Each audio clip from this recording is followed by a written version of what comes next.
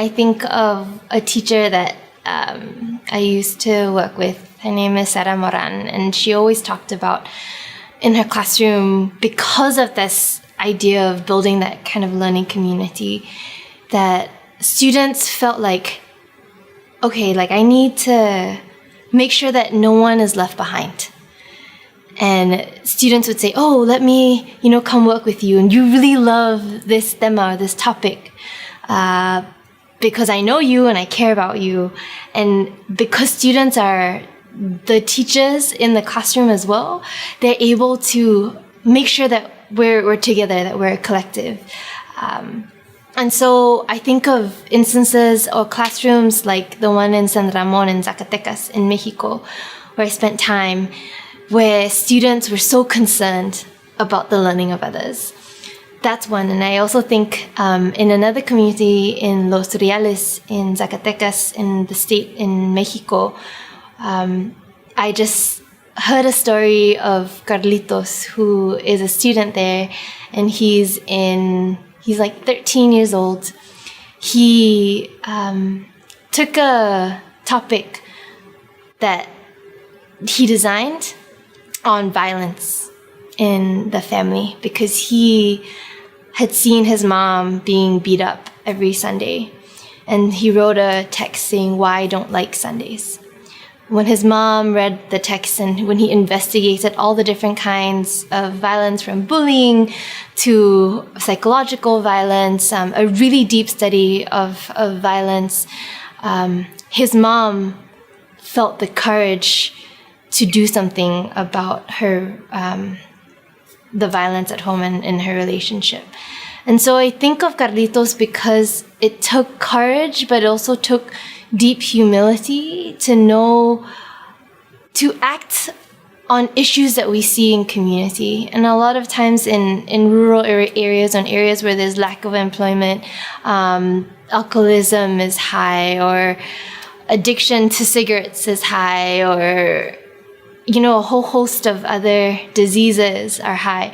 But because students are able to be concerned and have the tools to create not just educational change, but social change and transformation for their families and their communities, they're able to come together as a family and as a community to enact and learn about what we can do to move us to more peaceful, more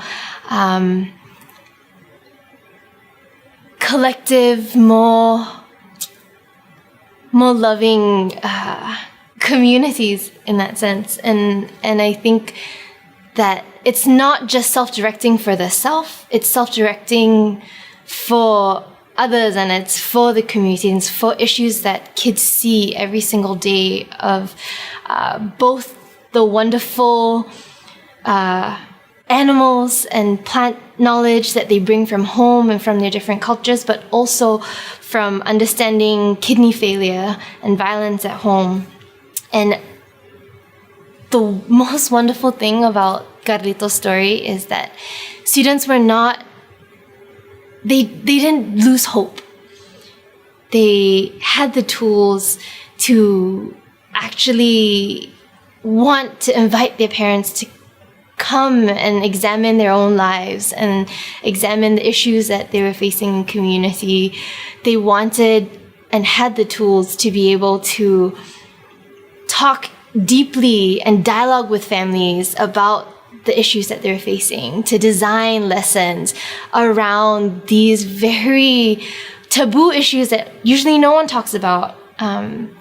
But when we went to interview Carlitos and his mom together, and she talked about the strength and courage she felt because of the way that her son was learning at school through the work we were doing in Redes de Tutoría, that marked that change both in her life, but also in her family. And so I think, how can the work in educational change not just stay within the school, but seep out and spill out to families and communities, and that there's this closeness between the teachers and parents in order to work together to create the change that we do want to see in the everyday and the material changes. I think we've been able to do that and see those come to life in the ways that parents are part of the learning community at school, or students are able to learn because they want to be the change makers of their homes and of their communities.